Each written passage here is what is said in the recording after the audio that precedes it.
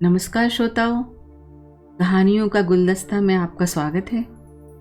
तो आज मैं संतोष नारायण नोटियाल की कहानी सुनाने जा रही हूँ। कहानी का नाम है जब नवाब साहब ने मोटर खरीदी। तो सुनिए। मीर साहब ने डेहड़ी के भीतर पांव रखा ही था कि उनका नौकर ईदू सामने आकर बोला, आपको नवाब साहब बड़ी देर से याद कर रहे हैं। कल्लू कई बार आ चुका है। क्या बात है? मीर साहब कुछ घबरा कर बोले। मालूम नहीं, कल्लू कहता था कि हाथ में एक खत लिए बैठे हैं और उसे ही चारों तरफ से उलट पुलट कर देख रहे हैं और आपको याद कर रहे हैं। खत? कैसा खत? कहता था कि विलायत से आया है। विलायत से? या खुदा रहम, मीर साहब ने कहा और लपके अपने जिगरी दोस्त नवाब लल्लन की हवेली की ओर। चौक लखनऊ के नवाब लल्लन उन लोगों में से थे जिनके लिए जमाना एक टांग पर खड़ा रहता है, जो तबाह हो जाएंगे, मर जाएंगे, किंतु बदलेंगे नहीं। अब यही देखिए ना कि सारी दुनिया के साथ साथ लखनऊ में भी नएपन की लहर दौड़ रही है। यहाँ भी सब कुछ नया है। मकान, मोटर, लड़कियाँ, कपड़े सब स्ट्रीमलाइंड होते जा रहे हैं। लेकिन नवाब लल्लन कभी बदले हैं न बदलेंगे। जाड़ा हो या गर्मी, बरसात हो या बसंत, वे पहनेंगे वही चिकन का अंगरखा और सिर से चिपकी हुई टोपी। हर दिन एक से एक नई मोटर निकल रही है। बल्कि अपनी पोती सुरैया के कहने पर उन्होंने एक मोटर खरीद भी ली थी, किंतु अपने आप चढ़ते थे अपनी फिटन पर ही।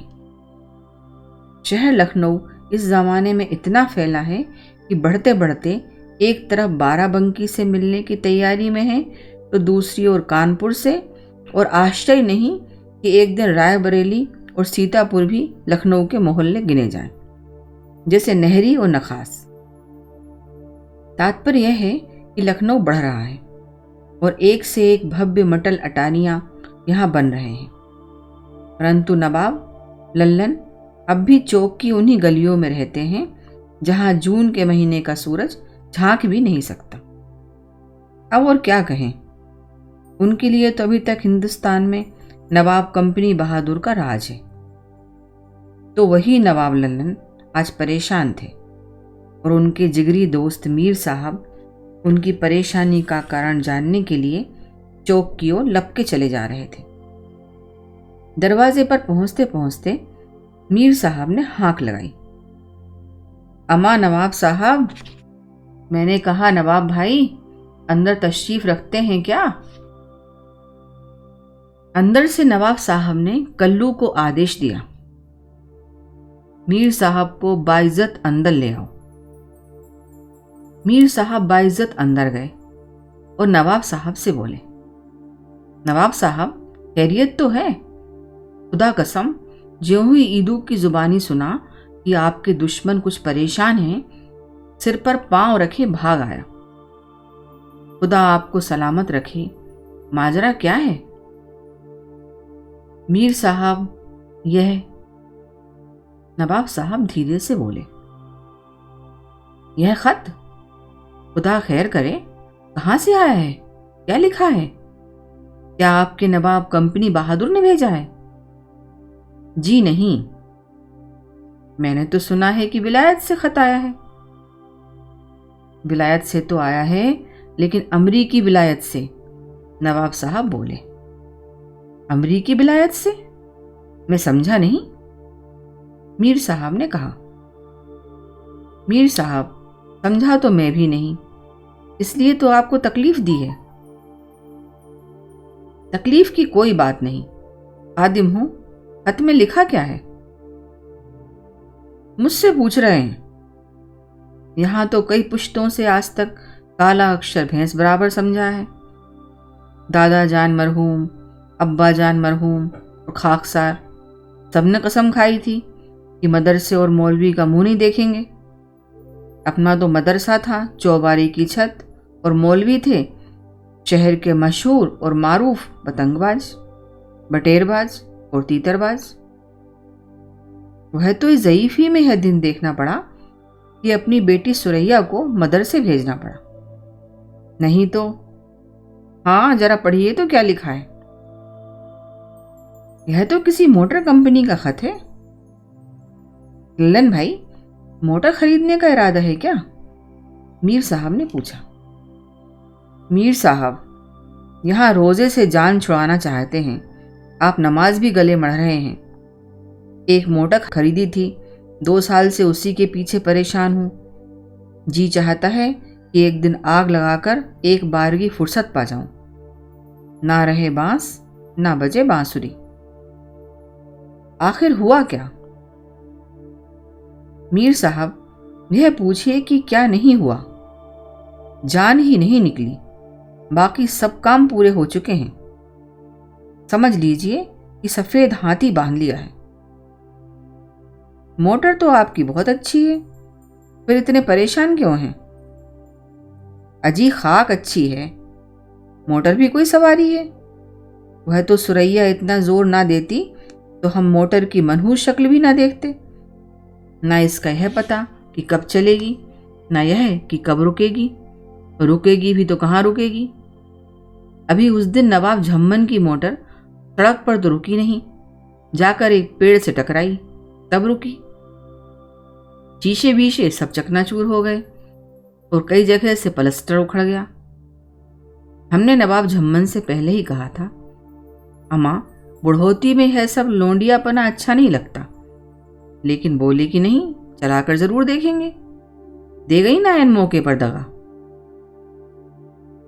लेकिन भाईजान, मीर साहब बोले, इसमें तो नवाब झम्मन की गलती थी, उन्हें ही मोटर हाँकना नहीं आया।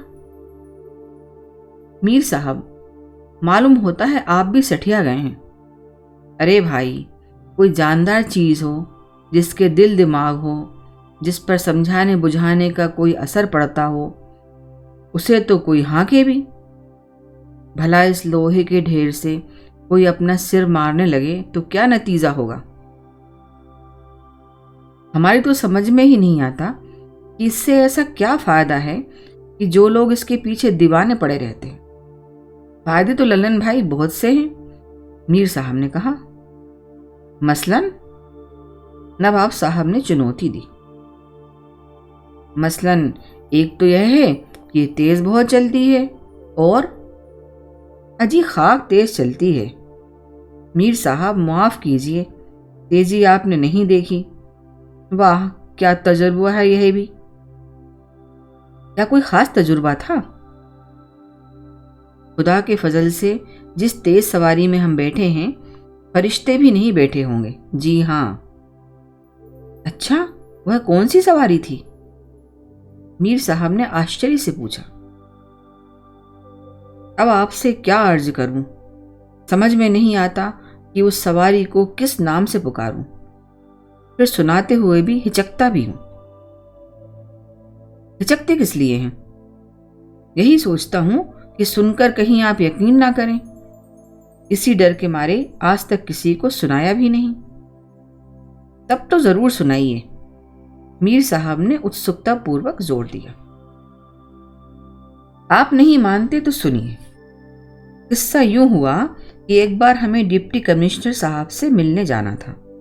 साहब ने सवेरे 6 बजे का वक्त दिया था। हमने सोचा कि खरामे खरामे चल निकलेंगे, इसलिए कोचवान से सवेरे 3 बजे उठकर फिटन जोड़ने को कह दिया। सवेरे 3 बजे? उस वक्त तो बहुत रात होती है। रात तो होती ही है, लेकिन तैयारी में भी वक्त लगता है कि नहीं। आज अपनी हालत कुछ भी हो, लेकिन घोड़ा तो आखिर नवाबों का ही था। कोई इक्के तांगे का टट्टू तो था नहीं कि टटकारा और उठ दिए। घोड़ा भी आराम से उठता है, वही भी अगर मर्जी हुई तो, वरना बाज दफा तो उठने से भी इनकार है। फिर आप लाख सर पटकिए, मजाल जो एक रोया भी हिल जाए। हमारा घोड़ा भी हमारी तरह मर्जी का बादशाह है। जिस दिन मर्जी आ जाए, उस दिन ऐसे फर्राटे भरे कि आपकी मोटर और रेल की तो बात ही क्या, आपका वह उड़न खटोला, क्या नाम है उसका, भला सा नाम है? आय हाय, पेट में तो घुमड़ घुमड़ कर उठ रहा है, लेकिन कमबख्त जुबान तक आ आकर रह जाता है। अजी, वह गाड़ी है ना जो हवा में भी उड़ जाती है? हवाई जहाज? मीर साहब ने पूछा। अजी, यह तो देसी नाम है, उसका एक भला सा विलायती नाम है, कुछ हायरे वायरे से ताल्लुक रखता है। हायरे वायरे? एरोप्लेन तो नहीं? मीर साहब ने पूछा। सुभान अल्लाह, मीर साहब कुर्बान जाऊं, खुदा आपको सलामत रखे, क्या याददाश्त पाई है आपने। जी हाँ, तो वह एरोप्लेन भी पीछे छूट जाए तो मैंने कोचवान को फिटन जल्दी तैयार करने के लिए कह दिया था। कहीं देर हो जाती तो फिर घंटों बैठे रहना पड़ता। बैठे रहना पड़ता? वह क्यों? अगर बाइज्जत आदमियों को अपने दरवाजे पर ना बिठाएं तो उनकी हाकिमी कैसे चले? और तो उन बेचारों के लिए कुछ होता नहीं, इसी से तसल्ली हासिल कर लेते हैं। और मज़ा यह है कि इल्ज़ाम देते हैं गुसल खाने को। हाकिमों का गुसल खाना भी खुदा जाने बहिश्त बहिश्त है क्या, जब देखो उसी में रहते हैं। 24 घंटों में किसी भी वक्त आप तशरीफ ले जाइए, चपरासी हमेशा यही कहेगा कि साहब गुसल खाने में है। तो साहब कोचवान फिटन ले आया। अभी 4 भी नहीं बजे थे और रात अंधेरी घुप थी, लेकिन हमने सोचा कि तैयार तो हो ही गए हैं, यहीं बैठकर क्या करेंगे, अपने टहलते टहलते निकल जाएंगे। चुनांचे फिटन में जाकर बैठ गए। कोचवान ने रास का हल्का सा इशारा कर दिया। बस मीर साहब गजब हो गया, ऐसा मालूम हुआ गोया जलजला आ गया हो। फिटन एक बार जोर से कांपी और फिर तो ऐसी चली कि हर कदम पर यह डर होता था कि जमीन छोड़कर अब उड़ी और अब उड़ी। अपनी तो साहब जान सूख गई। सोचा, ऐसी मनहूस घड़ी में घर से निकले थे, या खुदा, ऐसा कौन सा गुनाह किया था कि इतनी रात को पुकार हुई। सवेरा भी नहीं होने दिया। वाकई घबराने की बात तो थी। मीर साहब ने सहानुभूति प्रकट की। आए हजूर, आप घबराने की बात कर रहे हैं? वह तो कहिए कि बड़ों का लिया दिया आगे आया, वरना मरने में कसर ही क्या थी। इधर हम यह सोच ही रहे थे और उधर फिटन। यह समझिए कि अब क्या बताएं, किससे तशबीह दें। एक दिन सुरैया बेटी अपनी साइंस की किताब में पढ़ रही थी कि रोशनी 1 घंटे में जाने कितने मील चलती है। अमा मीर साहब, आप भी तो उस वक्त यहीं तशरीफ रखते थे, रोशनी कितने मील चलती है 1 घंटे में? घंटे में नहीं, 1 सेकंड में 1,86,000 मील चलती है, मीर साहब ने कहा। मरहबा मरहबा वल्लाह, इसे कहते हैं याददाश्त। खुदा कसम मीर साहब, एक बार फिर तो कहिए, 1 सेकंड में कितने मील? 1,86,000। इस रफ्तार से 1 घंटे में कितने मील चलेगी? मीर साहब, यह सवाल हल कीजिए तो समझे। खुदा कसम इतना आप भी ना पढ़े होंगे। तो जनाब सुरैया बेटी ने जब हमें यह बताया तो हमें यकीन नहीं आया। हमने कहा कि साइंस की किताबों में तो खुदा जाने क्या खुराफात भरा रहता है, लेकिन उस रात अपनी फिटन की रफ्तार देखकर हमने सोचा कि जब हमारी फिटन इतनी तेज भाग सकती है तो रोशनी भी चल ही सकती होगी। रफ्तार की कैफियत यह समझिए कि इतने हम बाहर झांक कर देखें कि किधर जा रहे हैं, उतने में फिटन 12 बंकी छोड़ फैजाबाद जा पहुंची, और जहां कोठों पर भैरवी की ताने गूंज रही थी। हम घबरा कर चिल्लाने वाले थे कि अबे डोमनी के, हमें तो डिप्टी कमिश्नर के यहाँ जाना था। लेकिन मीर साहब, जुमला अभी हमारे दिमाग में बन भी ना पाया था कि फिटन ने कबूतर की तरह हवा में कलाबाजी खाई और वापस लखनऊ। हवा में कलाबाजी खाई? वल्लाह, मीर साहब ने दाद दी। लेकिन कसम लीजिए मीर साहब, जो मुझे जरा भी पता चला हो, मैं वैसा का वैसा टुइयां सा बैठा टुकुर टुकुर इस करिश्मे को देखा गया। समझिए कि एक बिजली सी कौंध गई। इस बीच डिप्टी कमिश्नर का बंगला वह छूटा और फिटन ने लखनऊ के 4 चक्कर लगा दिए। मैंने कोचवान से पूछा कि अबे डोमनी के इस घोड़े को क्या खिला दिया था जो उसकी है हालत हो गई। वह बोला, हुजूर, जो रातिब रोज दिया जाता था वही रात भी दिया था, लेकिन मोती का कुश्ता ज्यादा पड़ गया हो, कह नहीं सकता। जब तक हम उसे डांटे फटकारें, इतने में खुदा की कुदरत क्या हुई कि 4 बजे की गजर बज गई। मीर साहब, यकीन मानिए, फिटन ऐसे जाम हो गई गोया किसी ने जादू मंतर कर दिया हो। और जनाब, बड़े जोर की आवाज आई, कुकड़ू को, कुकड़ू को। मीर साहब चौंक कर बोले, जी हां, कुकड़ों को। बस मीर साहब, मैं तो उछलकर फिटन में से कूदा और कोचवान को गर्दनियां देकर पूछा कि अबे कमबख्त, फिटन में है क्या जोत लाया। कोचवान के भी काटे तो लहू नहीं। मुर्ग को जोत से अलग करके पैरों में लेटकर बोला, हुजूर, खता हुई, अंधेरे में पहचान नहीं पाया कि घोड़ा है या मुर्ग। यह भी तो चुपचाप आकर जुट गया। अल्लाह, मुर्ग और घोड़े के बराबर? जी हां, उसकी टांगें देखकर कभी तो मुझे शक हो जाता था कि कहीं उसे फील पर तो नहीं हो गया। मीर साहब, बड़ा प्यारा जानवर था, लेकिन वह है कहां, जरा हम भी तो। बस कीजिए मीर साहब, यह कहकर आपने जिगर पर छुरी चला दी है। नवाब साहब ने लंबी सांस लेकर कहा, क्या खता हुई लल्लन भाई? आपने वह बात याद दिलाई है कि कलेजा मुंह को आ रहा है। कुछ खुलासा कहिए, मैं समझा नहीं। मीर साहब, आप भी देख लीजिए, इस घर में एक दिन या तो कल्लू रहेगा या हम। उससे क्या गुनाह हुआ? आप इसे सिर्फ गुनाह कहते हैं मीर साहब?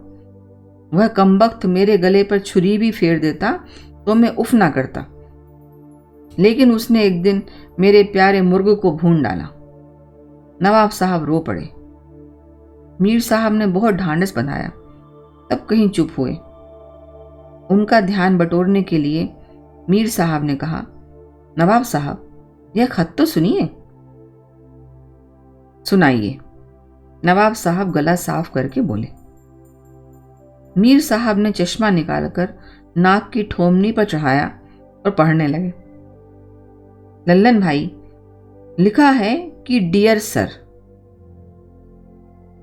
अमा मीर साहब, यह डियर सर क्या बला है? इसके माने हैं प्यारे जनाब। मीर साहब, टुकड़े कर दीजिए इस खत के, जला दीजिए इसे। नवाब साहब चिल्लाकर बोले। क्या हुआ, खैरियत तो है लल्लन भाई? मीर साहब ने घबराकर पूछा। इस खत को मेरी आंखों के सामने से दूर कर दीजिए। डोमनी वाले चले हैं खत लिखने। कभी नवाबों से वास्ता पड़ा होता तो जानते कि खत कैसे लिखा जाता है। ना अलकाब ना आदाब, लिखते हैं प्यारे जनाब, जैसे ये हमारे लंगोटिया हों। यानी कि 1.5 कौड़ी के दुकानदार लखनऊ के लल्लन नवाब को लिखते हैं प्यारे जनाब। लेकिन लल्लन भाई, यह तो अपने अपने यहाँ के कायदे की बात है। उनके वहां ऐसे ही लिखा जाता है। अजी लानत है ऐसे लिखने पर। वापस कर दीजिए खत। सुनिए तो सही नवाब साहब, आप ही सोचिए कि लखनऊ की तहजीब विलायत वाले क्या जाने। मीर साहब ने समझाया। यह बात आपने पते की कही। उन लोगों को तहजीब से क्या मतलब। जाइए, उन्हें मुआफ किया, लेकिन यह खत हम नहीं सुनेंगे। ऐसा कीजिए मीर साहब कि आप इस खत को पढ़कर समझ लीजिए, फिर अपनी जुबानी हमें सुनाइए। ऐसा ही सही, मीर साहब ने कहा और पत्र पढ़कर बोले। इसमें लिखा है कि आपका खत उन्हें मिला जिसके लिए वे आपके मशकूर हैं। अजी खाक मशकूर हैं, न दुआ न सलाम, न कुछ अपनी कही न हमारी सुनी। लिखते हैं प्यारे जनाब। अब गुस्से को थूकिए लल्लन भाई। आगे फरमाते हैं कि आपने जो गाड़ी के बारे में शिकायत लिखी है वह दरअसल शिकायत नहीं है। तो गोया हम झूठे हैं। बस कीजिए मीर साहब, खुदा कसम हम बहुत बेआबरू हुए। ना हुआ पुराना जमाना, वरना करोली भोंक देता मूजियों के। यानी कि हम लखनऊ के नवाब लल्लन 12,000 रुपये की मोटर के पीछे झूठ बोलेंगे और वे डोमनी के दुकानदार सच कहते हैं। नवाब साहब बिगड़ते रहे। पूरी बात तो सुनिए, मीर साहब ने कहा। सुने क्या खाक, जब इज्जत ही लुट गई तो सुनने को क्या बचा। उनकी मंशा आपको बेइज्जत करने की बिल्कुल नहीं थी। उन्होंने लिखा है कि आपकी शिकायत इसलिए शिकायत नहीं मानी जाती क्योंकि वह शिकायत ही नहीं है। जरा रुकिए, नवाब साहब कहते हैं कि हमने लिखा था कि मोटर 1 गैलन पेट्रोल में 18 मील चलेगी, लेकिन उसमें कुछ शर्तें हैं। मसलन कि पेट्रोल कैसा है, फिर सड़कें कैसी हैं, फिर कौन से गियर में मोटर ज़्यादा चलाई जाती है, सर्विसिंग यानी सफाई वगैरह कब होती है। लेकिन नवाब भाई, यह सब झगड़ा आखिर है क्या? मीर साहब, झगड़ा यह है कि जब हमने नगद चेहरे शाही गिनकर मोटर खरीदी थी तब हमें इत्मीनान दिलाया गया था कि इत्तला मिलते ही शिकायत दूर की जाएगी। हमने एक खास होशियार आदमी को डलेवर रखा। पहले वह डिप्टी कमिश्नर की मोटर साफ किया करता था और बड़ी बड़ी जगह मोटरें साफ की हैं। उस मोटर के साथ जो किताब आई थी उसे हमने पढ़वाया। लिखा था कि यह 1 गैलन पेट्रोल में 18 मील चलेगी। जब चलाकर देखी तो जनाब कुल 17 मील चली। आप ही फरमाइए, शिकायत वाली बात या नहीं? बात तो शिकायत की जरूर है। आपने ड्राइवर से वजह नहीं पूछी? पूछी क्यों नहीं? सबसे पहले तो उसी से जवाब तलब किया। हमने कहा कि डोमनी के यह मोटर 1 मील में 17 ही गैलन, मेरा मतलब है 17 गैलन में 1 ही मील। तौबा, लो अब आप ही कह दीजिए मीर साहब, 1 गैलन में 17 ही मील क्यों चलती है? हाय हाय, कुर्बान जाऊं मीर साहब, खुदा कसम जुबान की सफाई तो कोई आपसे सीखे। तो जनाब, ड्राइवर अजब ऊल जलूल बातें करने लगा। क्या कहने लगा? अब आप ही पूछ लीजिए, मैं उसे बुलवा देता हूं, नवाब साहब ने कहा। चुनांचे ड्राइवर साहब बुलवाए गए। मीर साहब ने पूछा, क्यों मियाँ? ड्राइवर साहब, जब किताब में लिखा है कि मोटर 1 गैलन में 18 मील चलेगी तो फिर यह 17 मील क्यों चलती है? हुजूर, क्या अर्ज करूं? ड्राइवर ने कहा, मेरी तो अर्ज यह है कि मुझे अब छुट्टी दे दी जाए। घास खा के आए हैं आप? नवाब साहब बिगड़कर बोले। इसे भी कोई सरकारी दफ्तर समझ लिया है कि काम के लिए कहो तो छुट्टी ले ली? हम आपसे एक सवाल का जवाब पूछ रहे हैं और आप छुट्टी चाहते हैं। आप जवाब क्यों नहीं देते कि मोटर 1 मील में 17 गैलन, मेरा मतलब है 17 गैलन में 1 मील। तौबा, आप ही पूछिए मीर साहब। हुजूर, ड्राइवर बोला, महीने में कुल 50 मील तो गाड़ी चलती है। इससे आपको क्या मतलब? गाड़ी हमारी है, हम चाहें तो महीने में 1 मील चलाएं या ना चलाएं। आप सवाल का जवाब दीजिए। वही तो कह रहा हूं, क्योंकि गाड़ी कम चलती है इसलिए बैटरी डाउन होने का खतरा है। मैं इंजन को रोज थोड़ी देर चला देता हूं ताकि बैटरी ठीक रहे। उसमें भी तो कुछ पेट्रोल लगता है। खड़े खड़े आप भी कुछ भी कीजिए, नवाब साहब बोले, लेकिन जब गाड़ी चले तो 1 मील में, मतलब यह है कि उतनी चले जितनी किताब में है। लेकिन हुजूर, पेट्रोल तो उसी टंकी में से जाएगा, इसके अलावा पेट्रोल उड़ भी तो जाता है। गोया पेट्रोल तीतर बटेर हुआ जो उड़ जाएगा। इसके अलावा गैरेज से बाहर निकालते वक्त गाड़ी बैक करनी पड़ती है। हर रोज बैक करते करते महीने में 2-4 मील तो हो ही जाता होगा। उसमें भी तो पेट्रोल लगता है, लेकिन उसका कहीं हिसाब नहीं होता। ड्राइवर ने कहा, अब नवाब साहब अपने आप को रोक ना सके, चिल्लाकर बोले, अबे डोमनी के, हमने मोटर आगे चलने के लिए खरीदी थी या पीछे? पीछे चलने में पेट्रोल खर्च होता है तो पीछे चलाता ही क्यों है? अजब डोमनी वालों से पाला पड़ा है, इनके लिए कुछ नहीं होगा। मीर साहब, आप कंपनी वालों को लिख दीजिए कि या तो वे आकर अपना वायदा पूरा करें, वरना हम मोटर में आग लगा देंगे। लेकिन लल्लन भाई, मोटर में आग लगाने से कंपनी का क्या बिगड़ेगा? वे तो नगद दाम दे चुके हैं, नुकसान तो आपका ही होगा। मुआफ कीजिए मीर साहब, यह आपने नवाबों वाली बात नहीं कही। अजीब, पैसा तो हाथ का मेल है, आज है कल नहीं। जब अपनी रियासत ही नहीं रही तो पैसे का क्या एतबार? लेकिन अभी इज्जत तो है। जरा सोचिए कि कंपनी की मोटर में हम आग लगा देंगे तो कंपनी की बेइज्जती नहीं होगी? खैर, फिलहाल उन्हें उनके वायदे की याद दिलाइए। मोटर जलाने की बात ना लिखिए। हाँ, तो शुरू कीजिए। नवाब साहब ने पत्र लिखवाना आरंभ किया। वह दिन तो उसी सोच विचार में निकल गया कि पत्र आरंभ कैसे किया जाए। कभी सोचते कि जैसे के साथ तैसा बर्ताव किया जाए, सिर्फ प्यारे जनाब लिखकर अपनी बात कह दी जाए।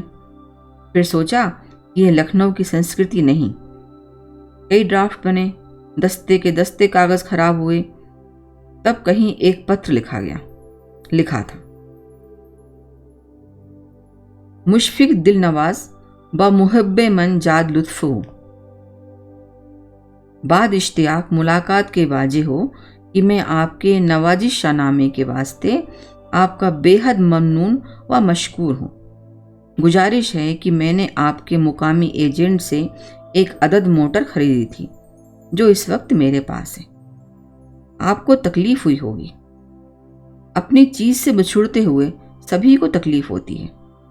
इसके लिए मैं आपसे मुआफ़ी चाहता हूँ, लेकिन खुदा जानता है कि मैं आपकी मोटर को जान से बढ़कर रखता हूँ। जान रहते मैं उसको तकलीफ नहीं होने दूंगा। अर्ज यह है कि बावक्त खरीदारी मुझको इस बात का यकीन दिलाया गया था कि मोटर की बाबत हर किस्म की शिकायत पर गौर किया जाएगा, वह हत्तुल इम्कान दूर की जाएगी। लेकिन अजीब मजहके की बात है कि आपका एजेंट एक मामूली नुक्स भी रफा करने के काबिल नहीं हुआ है और बिल आखिर मुझसे ही दरखास्त की है कि मैं बराह रास्त आपको तहरीर करूं। मैं आपके मुतज़क्करे वाला खत से भी कतई मुतमईन नहीं हूं। आपने तो गोया ढेला मार दिया है। ऐ हजूर, कुछ अपनी कहते, कुछ हमारी पूछते, कुछ टूटे दिल को तस्कीन देते, लेकिन आपने तो यह कहकर ही हमारी शिकायत ही नहीं है, जले पर नमक छिड़का है। आप मुझको तहरीर फरमाते हैं कि आपके एजेंट की तवज्जो दोबारा अपनी जानिब मबजूल कराऊंगा। बराह करम फरमाइए कि मुआमिला इस तरह कब तक चलेगा? अब तक। आपके जल्द जवाब का मुंतजिर हूं। आपका तालिबे दीदार, नवाब लल्लन, चौक, लखनऊ वाले। प्रतीत होता है कि नवाब साहब की अब्द अनंत तक मामले को चलाने की आशंका सच होकर रहेगी, क्योंकि उपयुक्त पत्र लिखे जाने के पश्चात आज 2.5 वर्ष होने को आए, परंतु अभी तक पत्र व्यवहार चल ही रहा है। अभी वह गैलन में 17-18 मील का झगड़ा नहीं निपटा था कि पूरी मोटर के विभिन्न भागों में साज संगीत सुनाई पड़ने लगा है और नवाब साहब के पत्रों में शिकायतें और कड़वी होने लगी हैं। सुना है वे मोटर में आग लगाने की तैयारी कर रहे हैं और उधर के विश्वस्त सूत्रों से ज्ञात हुआ है कि कंपनी अपने स्थायी एजेंट को यह आदेश देने की बात सोच रही है कि नवाब साहब के पैसे लौटाकर मोटर ले ली जाए, क्योंकि इस पत्र व्यवहार में कंपनी का लाभ तो डाक विभाग में चला गया और लगभग 3 सप्ताह का कुल समय लगा है। पता नहीं फैसला कब होगा। तो श्रोताओं, ऐसी लगी आज की कहानी। यदि पसंद आई हो तो चैनल को सब्सक्राइब करिए, शेयर करिए, लाइक करिए। धन्यवाद।